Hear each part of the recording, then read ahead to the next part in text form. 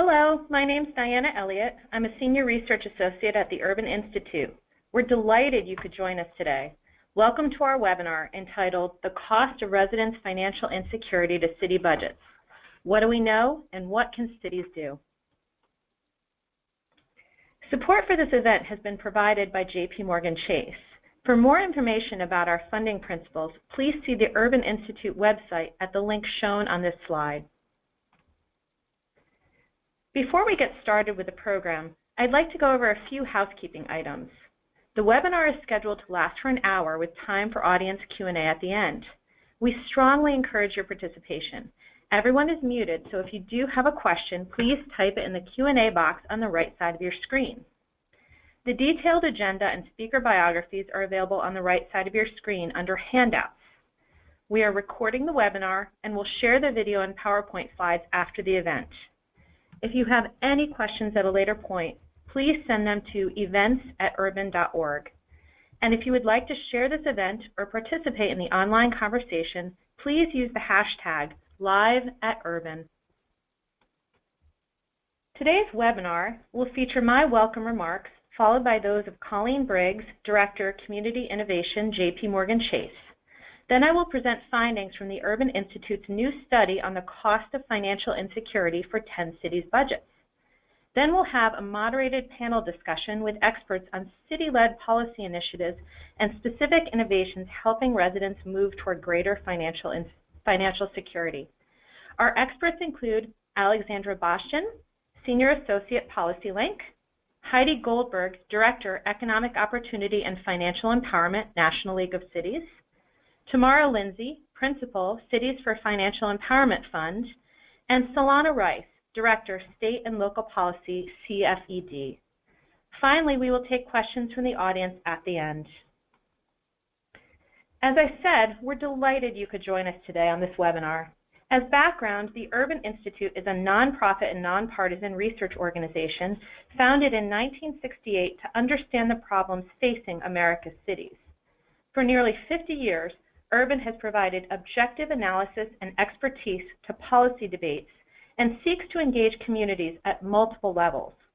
This webinar fits squarely within our mission to elevate rigorous research about some of today's most pressing social and economic issues and to engage with policymakers about potential solutions. Let me now introduce Colleen Briggs, Director, Community Innovation, JPMorgan Chase. She is responsible for helping establish and execute the firm's global philanthropic and corporate responsibility financial capability, including the Financial Solutions Lab, and community development strategies, including pro-neighborhoods. Let's hear from her now. Thanks so much, Diana, and really thank you to the full Urban Institute team for hosting this discussion and for all of our panelists for participating. I think many of us know that the scope of the problem is massive. As we look at more than half of Americans are struggling with financial insecurity. And what we found with our research is that this not only negatively impacts households, makes it harder for them to weather unexpected shocks or meet their long-term goals, but we're also seeing that it negatively impacts communities and the broader economy. And so I always say, in this field, we have a twofold challenge where we have to not only make the case on why it matters to focus on financial insecurity for a range of stakeholders, but also a second piece of how do we make sure that these solutions are effective and that we are really helping all of our residents really move toward better financial health. And so we have committed as a firm $100 million to promote the financial health of low-income consumers. And really, it starts for us at this sort of research phase of how do we help leaders in the field make sure that you all have the research and the data that you need, like these reports, to sort of catalyze local community leaders and to catalyze more collaboration across a range of stakeholders to tackle financial insecurity. We also look at sort of what research we can play to better understand what works and what doesn't. And I think one of the key things we found is that we know people need more than just traditional financial literacy or a bank account alone. They really need relevant, engaging information paired with products that are designed to meet their needs.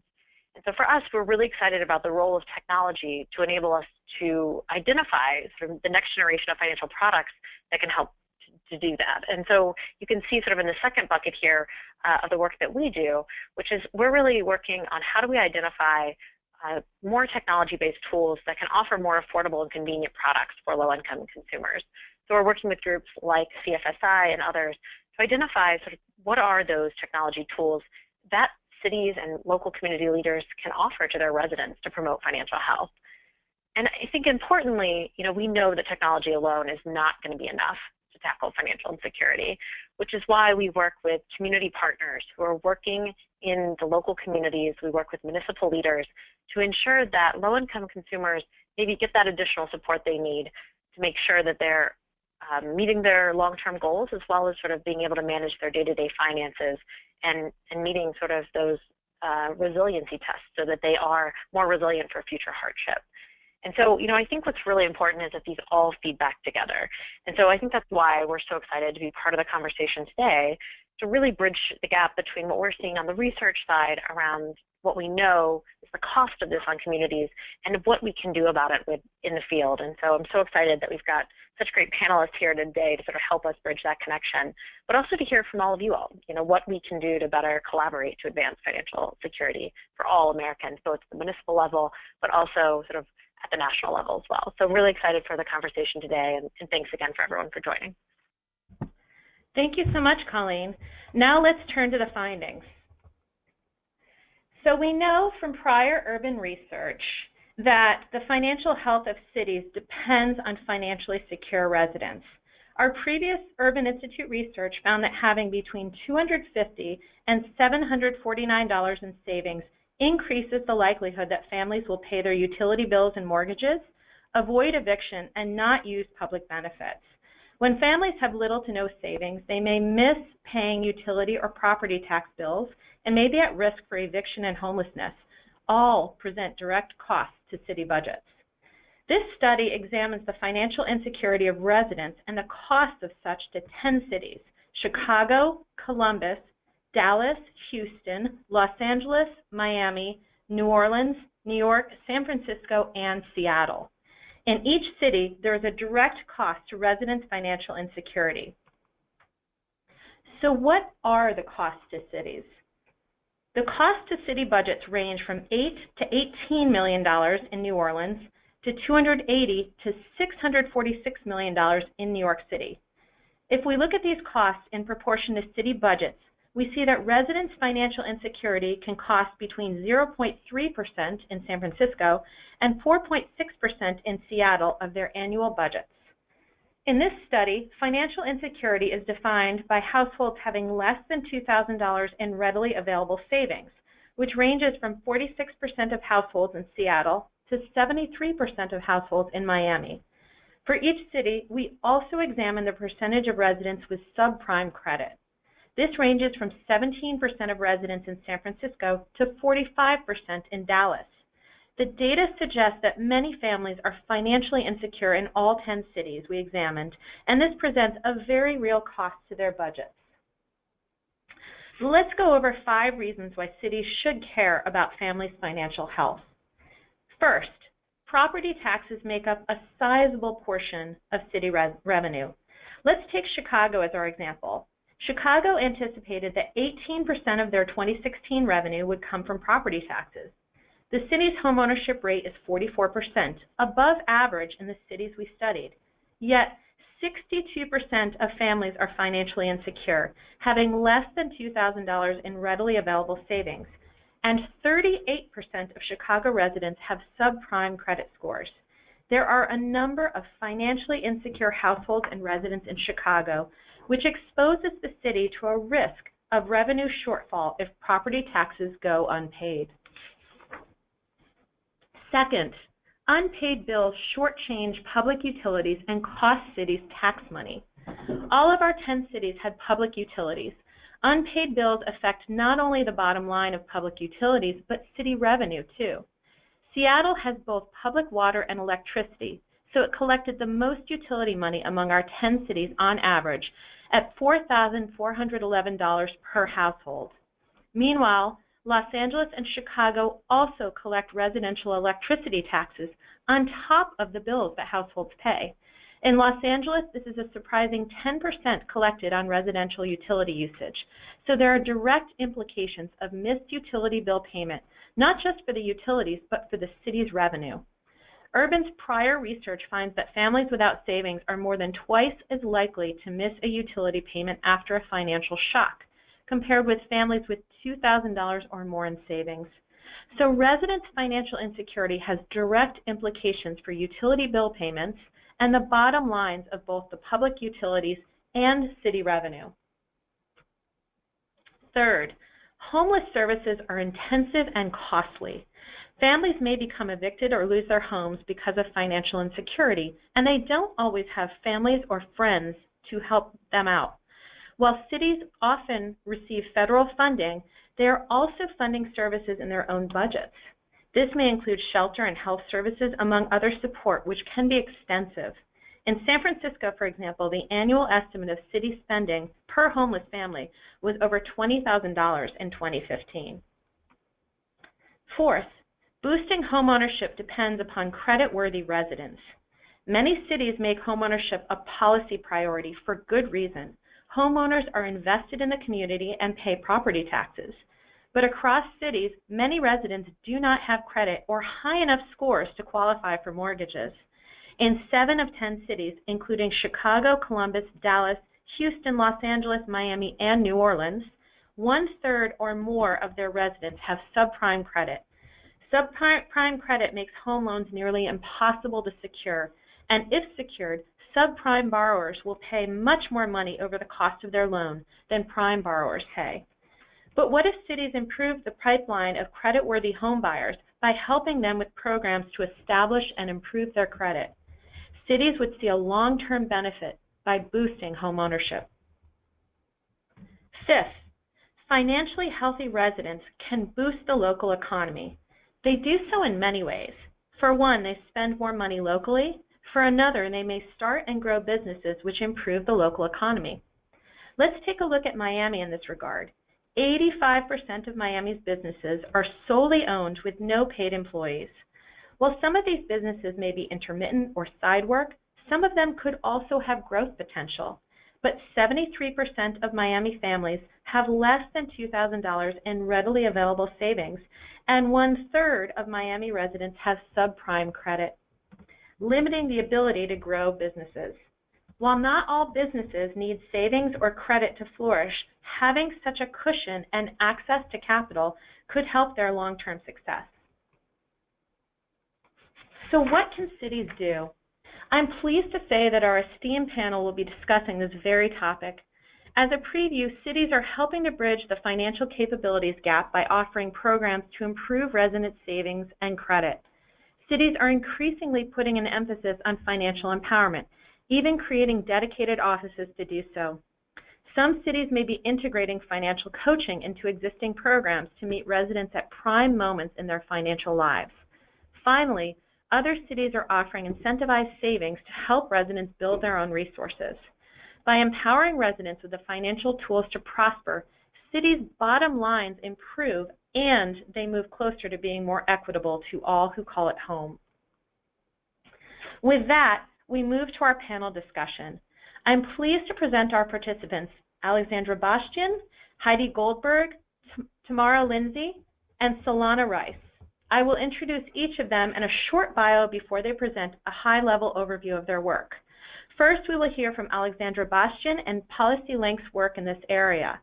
Alexandra is a senior associate at PolicyLink, a national research and action institute dedicated to advancing social and economic equity across the nation. She conducts research, provides technical assistance, and helps lead program strategy related to asset building and equitable economic development. Let's hear from her now.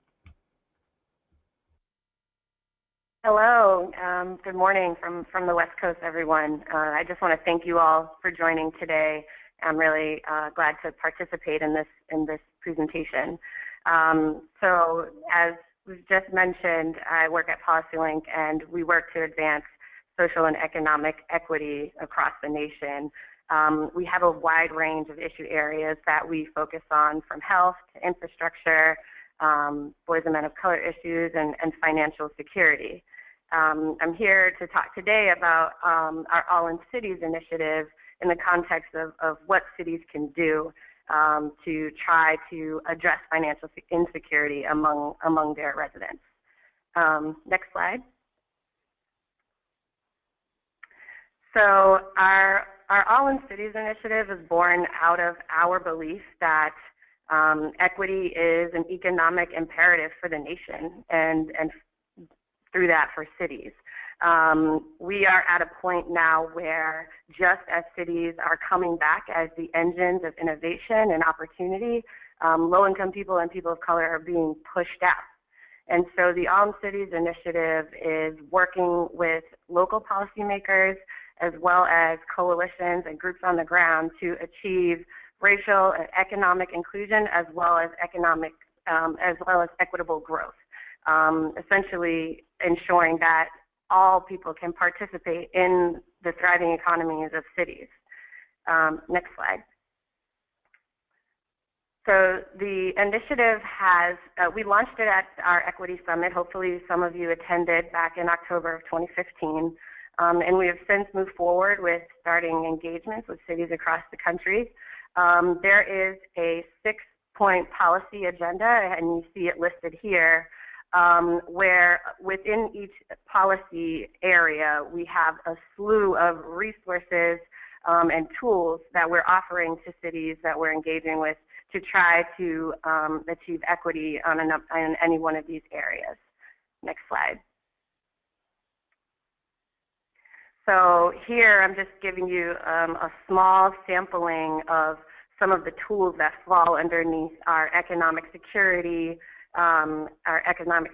policy area, and then our democracy and justice policy area. And as you can see, I've highlighted that our financial security and assets tools, which include match savings and benefits assistance, foreclosure prevention. All of these are tools that I'm sure some of my other colleagues will talk about today. I just wanted to highlight one, that one of the largest issues, especially for communities of color, is wealth stripping that they have to deal with before they can even get to the process of building savings. And so I just want to highlight that cities can take a look at the amount of high-cost predatory financial service providers in their communities. We know that payday lenders are concentrated in communities of color. We know that communities of color do not have access to banks. And there are tools via licensing and zoning that cities can employ to try to limit the amount of providers within their communities, whether they may not be able to regulate their financial service providers in the ways that they would like, but there are tools at their disposal related to zoning and licensing that they can use. And then under democracy and justice, we are in a new project focused on fines and fees, and so I have that highlighted there. This is a huge issue in communities of color. The amount of interaction that especially African American communities have with the justice system and with our courts often sends them into a financial spiral that leaves them in debt for years. This can be child support. This can be costs associated with time spent in a juvenile prison, traffic tickets, tickets for fare evasion and transit fare evasion. So there's just this wide range of fines and fees that low-income people are encountering as it relates to our justice system. And cities there's a lot that cities can do to limit this. In terms of helping families build their assets, we want to make sure that our government institutions are playing a very limited, if not no, role in wealth stripping activities. And so examining the amount of fines and fees that a city is issuing to its constituents is a great way to begin a great way to limit the overuse of fines and fees. And I have a list here of things that cities can do to reduce that. I'm gonna stop there and happy to answer any questions when we get to the discussion period. The next slide is just several resources. I encourage all of you to visit our All in Cities website. There you'll see our framing paper. You'll also see our All in Pittsburgh report, which Pittsburgh is one of our deep engagements in the All in Cities initiative. And I also encourage you to read our Breaking the Cycle report, which talks about the systems that perpetuate financial insecurity in low-income communities. So thank you. Thank you, Alexandra. Next, we'll hear from Tamara Lindsay, principal at the Cities for Financial Empowerment Fund, where she oversees its financial counseling initiative, the Financial Empowerment Centers, and provides technical assistance to local governments looking to launch and implement financial empowerment programs for residents with low incomes. Let's hear from her now. Thanks, Diana, and thank you to the Urban Institute, and thanks everyone for joining. Really appreciate the opportunity to weigh in on the vital role city governments are playing in increasing the financial stability of families with low incomes. Very quickly, just wanted to give you a sense of the CFE Fund. The Cities for Financial Empowerment Fund's vision is that cities and mayors are uniquely positioned to deliver financial empowerment services. The CFE Fund provides both funding and technical assistance to help embed programs and policies into city services, and we currently work in more than 40 cities around the country. Our strategies are really rooted in leveraging public investment for this type of financial empowerment efforts. Next slide, please. Next slide.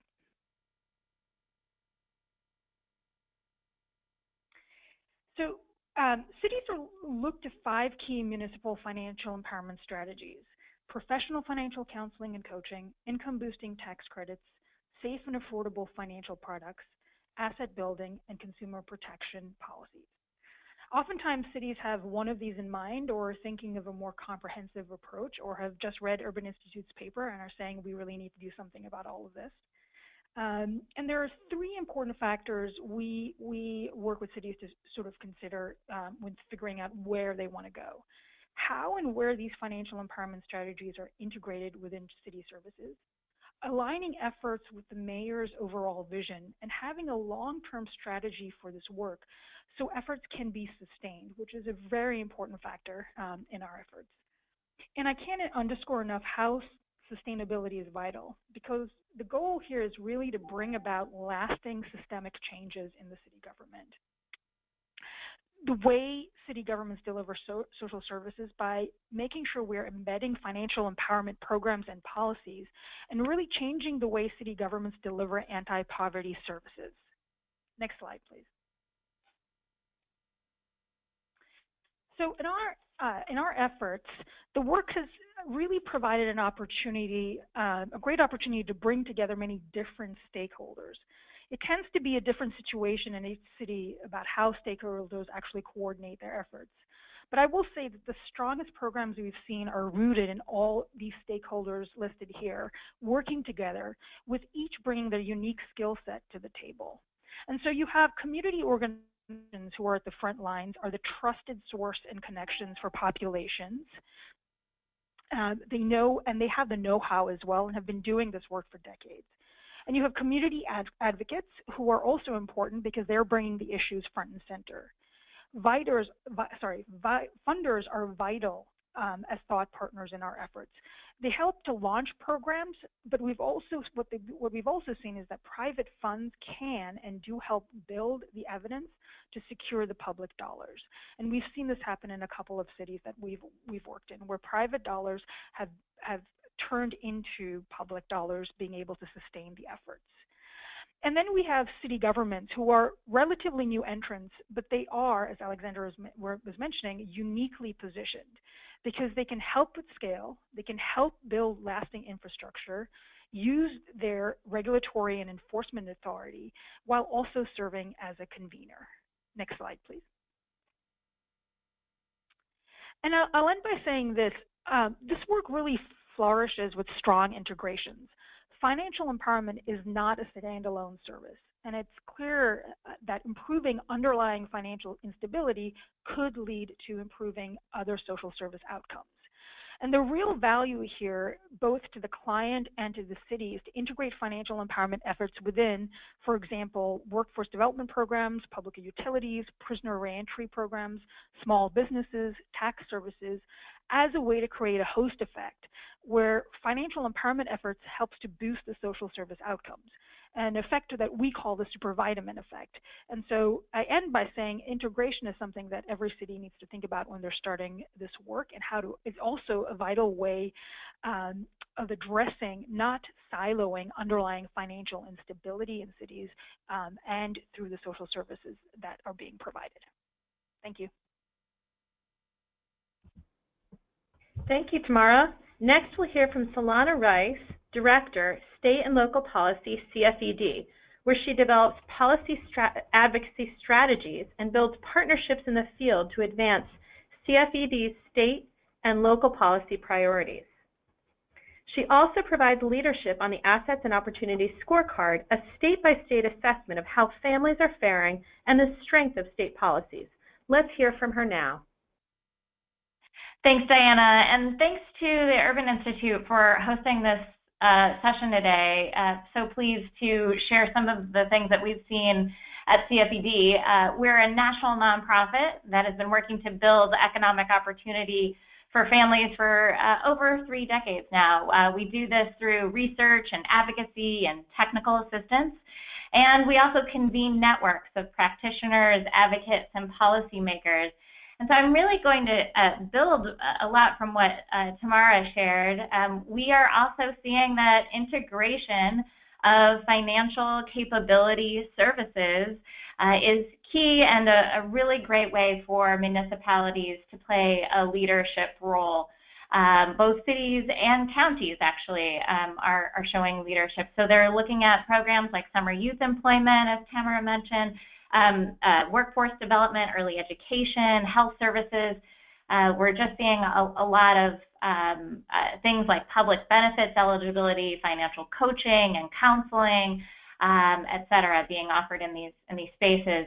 And so what I'll focus on today is the support that we're seeing for integrating financial capability into the tax time moment. And now that we're well into the tax season, we think it's so vital. So we're seeing more and more that free tax preparation can ensure that families comply with their tax obligation, but also that they claim all of the tax benefits for which they qualify. So these refunds go a long way in staving off things like eviction and paying property taxes and other benefits that are of interest to cities, much as what Diana shared earlier. Nationwide, volunteer income tax assistance programs returned $2.2 billion back to filers, and that was as of 2014. So municipalities are actively supporting the combination of free tax preparation, financial capability services, and we're seeing wins for families and for the cities. These are services that are critical for families. On the next slide, I'll just share a few of the places that we're seeing some leadership on this effort in Lansing and Louisville and San Antonio are just a few. We're seeing mayors actually directing funding directly to VITA sites and creating a network of VITA sites and emphasizing the importance of these services also in their messaging. So the Louisville mayor is prioritizing sites that integrate financial capability services. Louisville returned $82 million back to taxpayers recently. We're seeing more partnerships. So in San Antonio, the mayor and the Department of Health and Human Services has worked closely with United Ways and other large agencies to create such an integrated network of service providers. And we're also seeing mayors championing support for local funding, even at the federal level from the IRS directly. I wanted to lift up Boston's Tax Help Coalition as well. They've integrated a financial checkup program that provides a free individualized financial assessment session. And that includes credit advising and access to financial aid advising if needed, and referral to other services. We're also seeing great work coming out of New York City with the Municipal partnership of the Office of Financial Empowerment and Parsons School of Design and the Mayor's Fund and City Community Development. They are getting more people to enter the doors of VITA sites and also meeting people where they are, which is so critical to this financial security integration work. So I will end by just sharing a few resources with you. If you're interested in more data, we have data at our local data center on financial security. Please do check out our Taxpayer Opportunity Network. It's a network of hundreds of service providers across the country and advocates that are working on free tax prep. And a couple of resources, specifically how mayors can get more involved with VITA, and how practitioners and other service providers can leverage the tax moment to build financial capability, with a webinar and a series of recordings and publications that we did in partnership with JPMorgan Chase. So I'll end there, and thanks again. Thank you, Solana. Next, we'll hear from Heidi Goldberg, Director for Economic Opportunity and Financial Empowerment at the National League of Cities Institute for Youth, Education, and Families. Since 2005, she's led the Institute's efforts to strengthen municipal leaders' capacity to help families move toward economic stability, including a pilot project to connect residents with utility debt to financial empowerment services. Let's hear from her now. Thank you, Diana, and to the Urban Institute for including me in this very important discussion. The National League of Cities is a membership organization with over 1,600 member cities from around the country of all different sizes. NLC advocates at the federal level for cities and also builds the capacity of city leaders to be champions on a range of key issues that impact local communities. Through our Institute for Youth, Education, and Families, we've worked with cities for over 17 years to help families build economic success through multiple different municipal strategies and approaches. Next slide, please. We work generally through technical assistance projects, providing one-on-one assistance and peer learning opportunities and funding. Some examples of the initiatives currently underway are here on this slide, focus on financial inclusion and economic mobility. Next slide. So I wanted to share some evidence that highlights what some of my colleagues on the panel have been discussing, that cities really are concerned about the issues raised in the research presented today, and they are taking action. The National League of Cities did a survey of 118 cities a couple of years ago to assess the landscape of financial inclusion programs in cities around the country. And the chart on this slide shows that financial inclusion is indeed a priority of many local officials, and most cities do have programs in place. Next slide. I wanted to highlight one example of a city program model that is a response to one of the measures in Diana's research that she presented, unpaid utility bills and service shutoffs. These can certainly erode neighborhoods and communities. So through the local interventions for financial empowerment through utility payments, which is a long name, but we affectionately call it Lift Up, we conceptualize this new program model as a way to not only give residents the tools they need to pay back debt and address residents' financial challenges, but to do it in a way that the city benefits financially too, by recouping lost revenue due to unpaid utility bills, and to have more stable neighborhoods by keeping the water flowing in communities. So the next slide.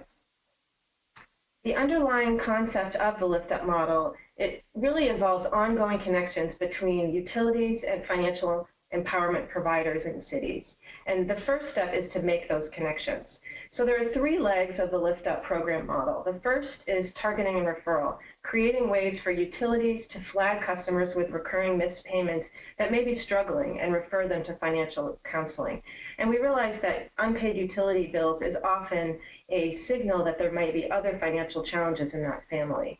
So the next leg of this is financial empowerment services. It's financial counseling and coaching to develop a restructured payment plan for residents and to address other financial challenges that they have. And this can be done either inside city government or with nonprofit partners. In the city of Houston, which was one of the 5 cities in our project, they actually trained utility staff in the city to provide these financial counseling services. And then the third leg is once the plan, the restructured payment plan is approved, the customer pays back the debt with incentives to help them pay the bills, such as reduced or forgiven fees or flexible payment options. Next slide. So I'm going to share some of the results from the evaluation. We piloted this project in 5 cities, and the evaluation was done by the Center for Financial Security out of the University of Wisconsin at Madison. And this chart shows results from 3 of the cities. The other 2 cities in the project were Louisville and Savannah. So after participating in the program, Lift Up reduced shutoffs, fees, and outstanding balances, and improved payment patterns of utility customers.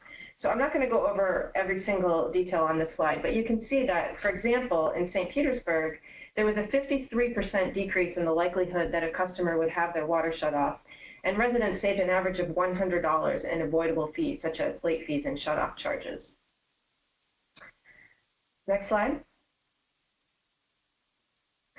So the Lift Up evaluation report and research brief are available on our website, along with a number of other reports and how-to guides for cities, including the financial inclusion scan that I mentioned earlier. I do want to mention that our website is going through a revamp right now. So at the moment, it's not working very well, but if you're patient, and you can search for some of these documents on our website in the very near future, or I'd be happy, if you email me, I'd be happy to send you the documents as well. Thank you. Thank you, Heidi, and thank you all so much for providing this great background. I want to turn now to a short panel discussion about what cities can do right now and the obstacles and rewards that may await them. So first, I'd like to hear from each of you briefly. If a city came to you today and said they wanted to implement action to improve residents' financial health, what's the first step you would advise them to pursue?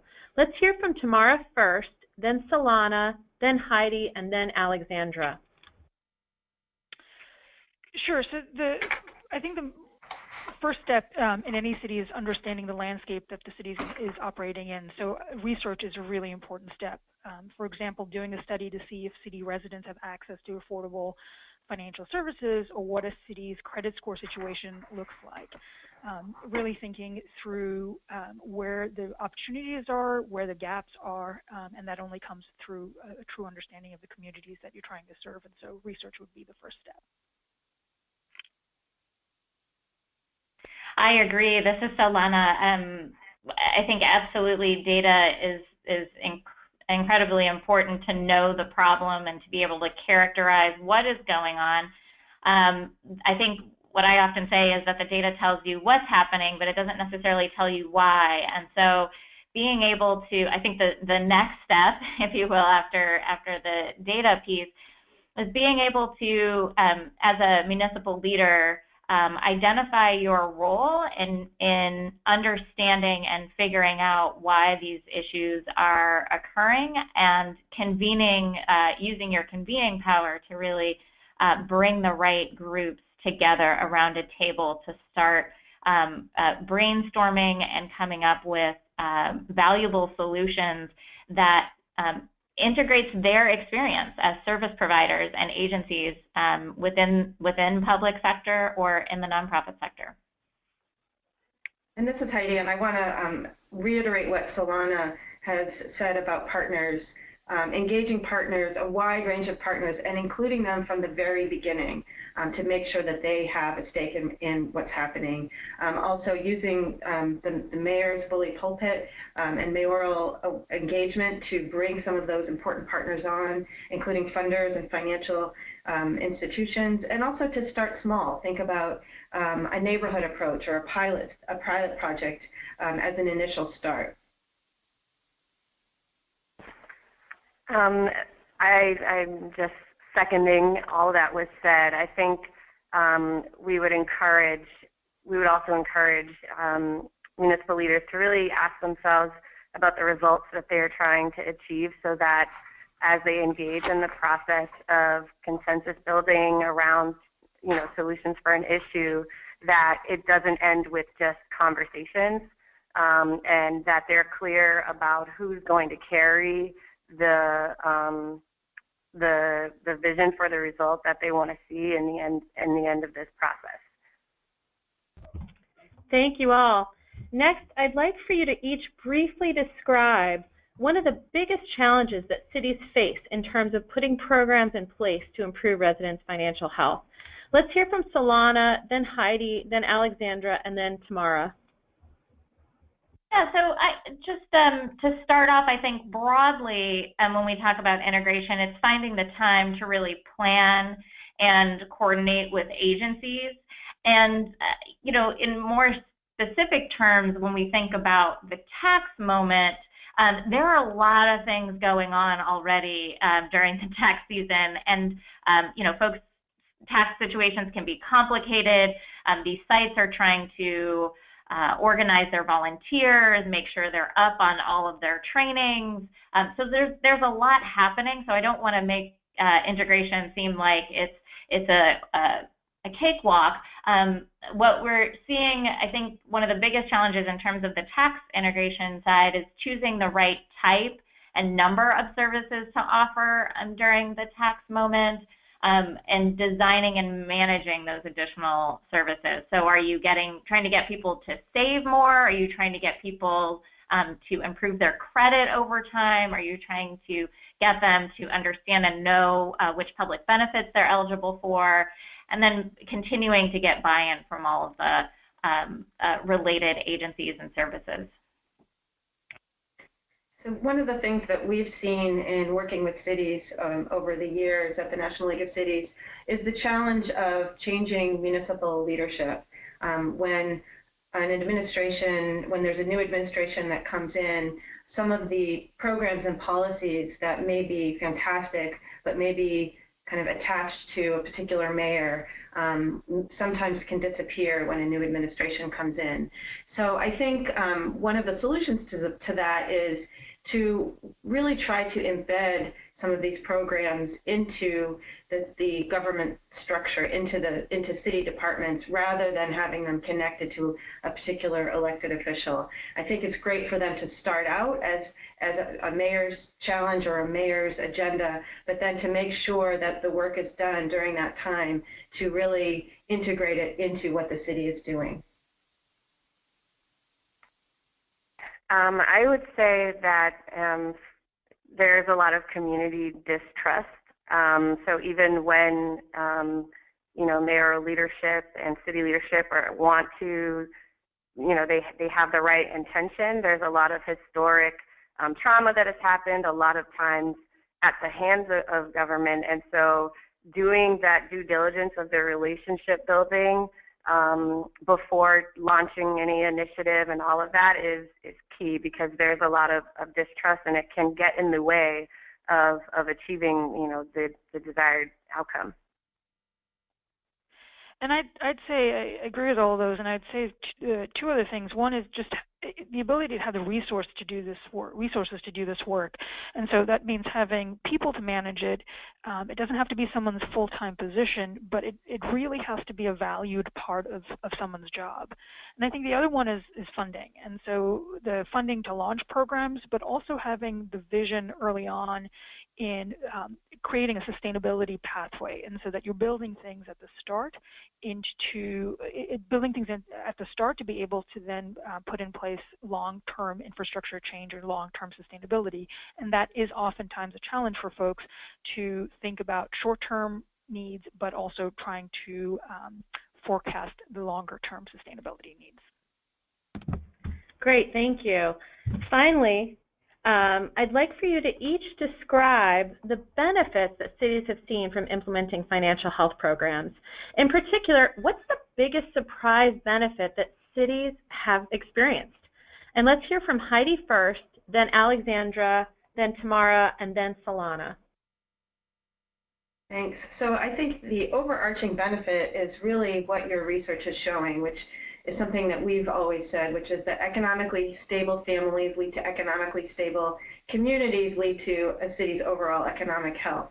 But I think one of the key benefits from the Lift Up project that I mentioned before is the direct revenue benefit to cities, that cities are actually seeing dollars coming in as a result of helping families with financial empowerment services to pay back their water utility bills. And this has so much potential for other areas where cities collect payments directly from residents.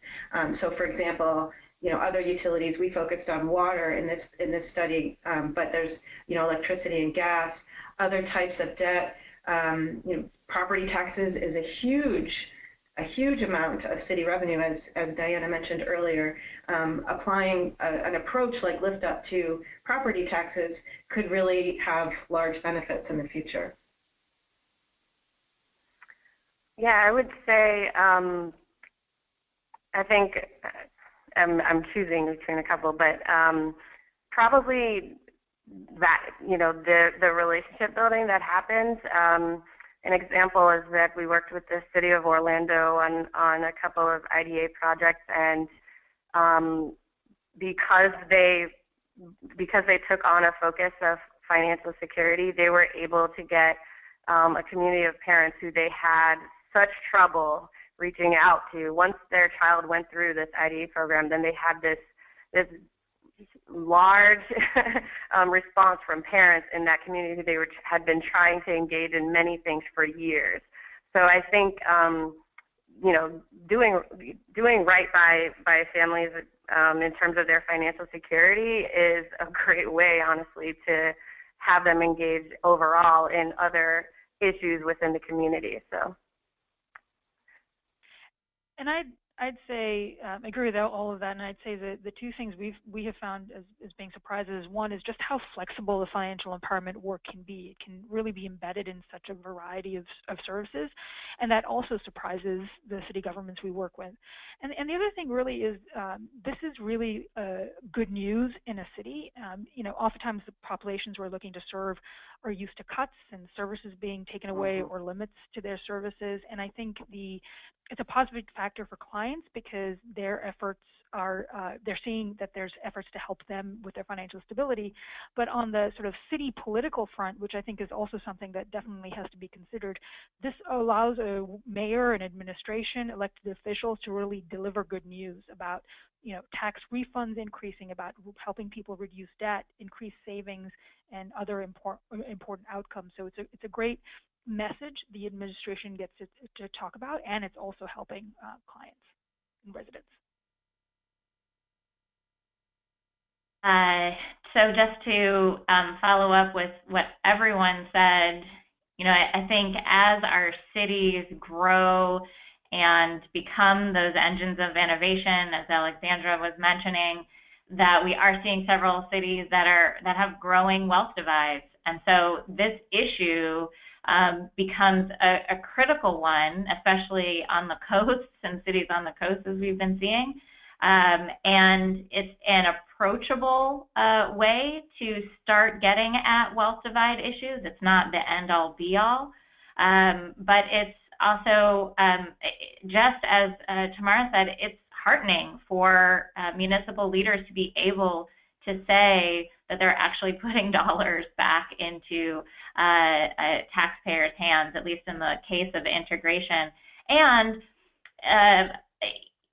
we're seeing new partnerships come from this. So we're seeing philanthropic dollars supporting this type of integration. We're seeing financial institutions step up, and we're seeing agencies work together in a way that they have not previously. And it's all to the benefit of for the benefit of low-income folks, and so I think it's a good news story, just as Tamara was mentioning. Thank you all so much. We have a few minutes now left for questions from the audience, and just as a reminder, you can type your questions into the box on your screen. And our first question really ties in well with that last point that Solana was making. First question comes from Jill, and it says, how can the government sector encourage more private partners to collaborate to help with financing pilot programs? And anyone on the panel can go ahead and speak, if they have something to say to this point. This is Heidi, and I'm happy to. Oh, I'll start.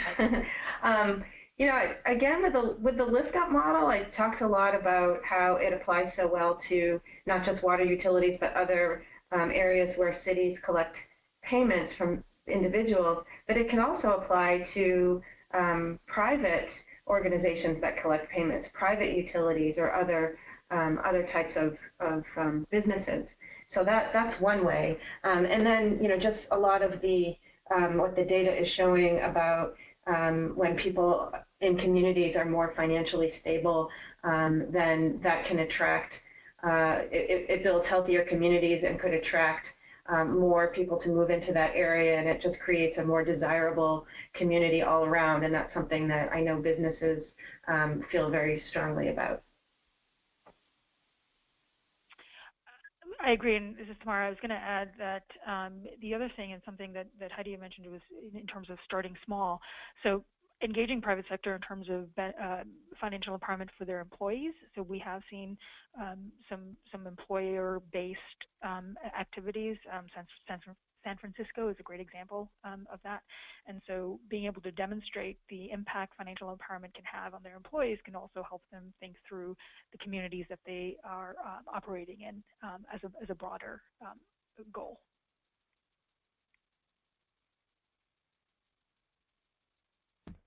Great. Anyone else? Or should I go to the next question? I'll go to the next question. If anyone wants to respond, they can chime in after the fact.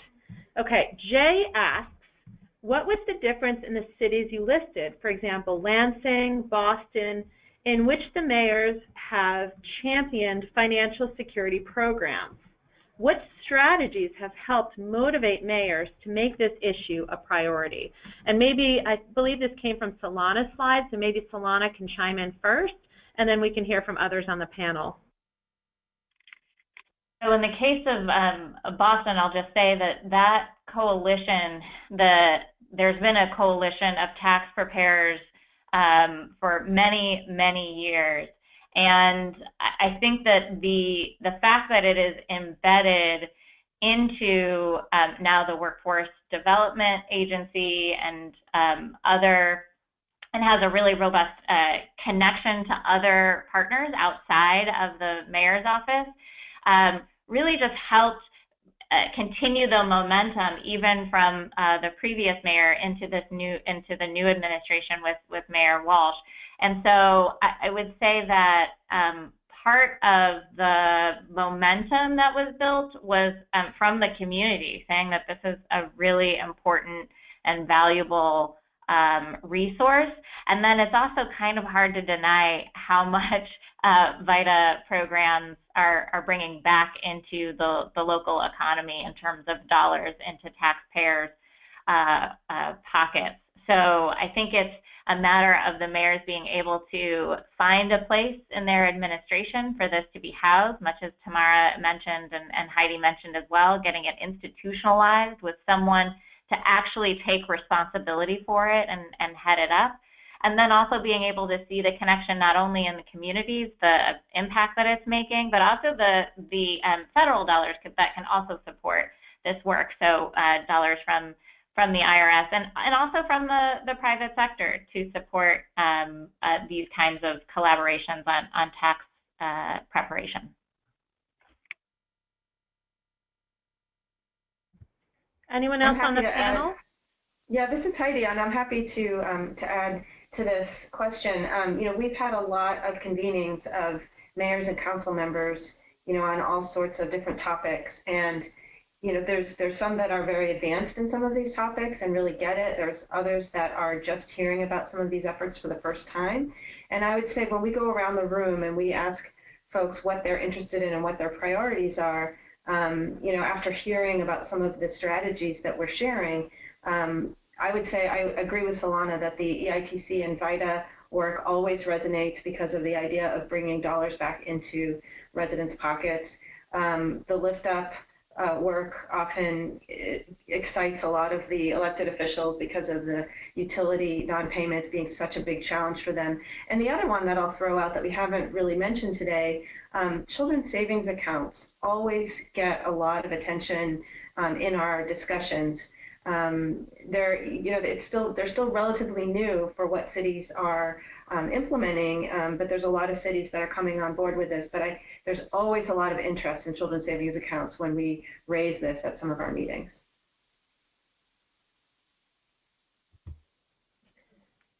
Great. I was just going to add that, like here in San Francisco, the treasurer has taken a great lead in terms of challenging the office of the treasurer to not participate in efforts that might be stripping wealth from low-income communities. Right, so they have just launched a financial justice project where they are internally looking at all the fines and fees that they issue, who are most affected by them, and what they can do to limit that overuse. So I think there's just a lot of opportunity if a city treasurer wants to take the lead, or a champion within the city government that doesn't necessarily have to be a mayor. I think that goes a long way. So I just wanted to add that. Great. I think we'll move on. We'll be able to have one last question, and this comes from James, and he writes, "It's my impression that many social services are actually administered by county governments, often not by the city government. Do the speakers have any insights into how the cities are working with the counties to embed financial capability into county-administered human services?"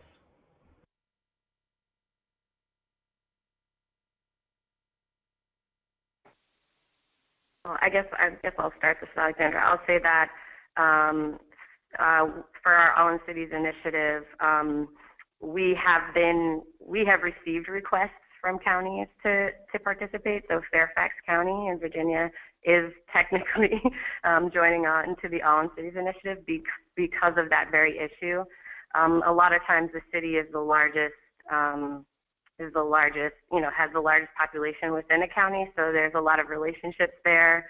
And so I think that not getting caught up in who takes the lead is a huge issue, and just if it's the county that has the weight in terms of decision-making power, then we can work with them to engage city leaders.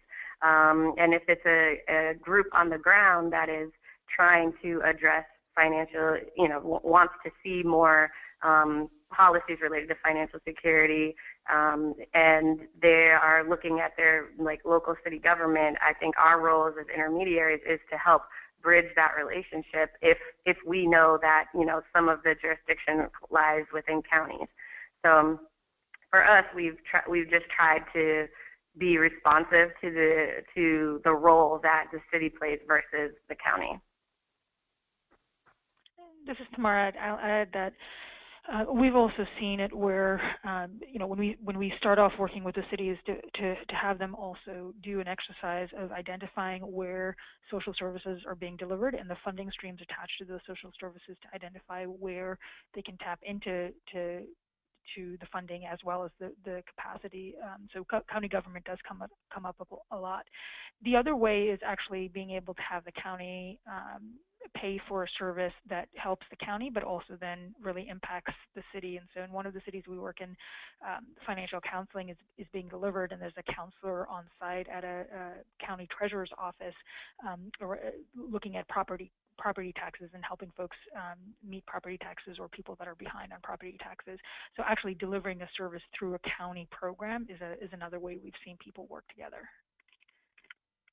And this is Heidi. I'll just add that this is this is an especially important issue when it comes to smaller cities, that we've talked a lot on the call today about larger cities from the research and some of the city examples that were provided, but many small cities just don't have the resources and have to rely on those partnerships with counties in order to make things happen. Yeah, I just wanted to agree with that and identify that there are some places where the cities and the county officials have good working relationships. I know sometimes it actually can be a little bit of a competition between city officials and county leadership. I think what's so interesting about, I'll lift up what's happening in Oakland. Heidi mentioned children's savings. The Oakland Promise Initiative is actually a public-private partnership in that they've been able to work not only with the Oakland Unified School District, but also with many private sector partners who are interested in improving educational outcomes. And then part of their portfolio that is included in Oakland Promise also works with the county agencies to establish a children's savings account at birth for single parents that are working through one of the county agencies in their one of their social services. So I also think that this issue of financial security can also spark more partnership across organizations and across agencies. And I'm also thinking about other initiatives that cities and counties also share. So things like workforce development, oftentimes the cities and counties are in constant communication about service delivery there. Community action agencies are also a venue where this conversation can span both city and county jurisdictions. Thank you all so much. It's a great way to just kind of wrap up this wonderful webinar. I really appreciate our panelists' work and responses on this so much. And thank you, audience members, for listening in today. If you have any additional questions about the presentations you just heard, please don't hesitate to reach out to any of us. Our contact information is listed on this slide that you see right now. And then finally, again, just want to second, thank you all so much for sitting in on this webinar. I hope you all come away from this with a deeper understanding of the connection between residents' financial insecurity and city budgets, and the potential for cities to help residents develop deeper financial capabilities for the benefit of their own families and also for the city overall. So with that, have a great day.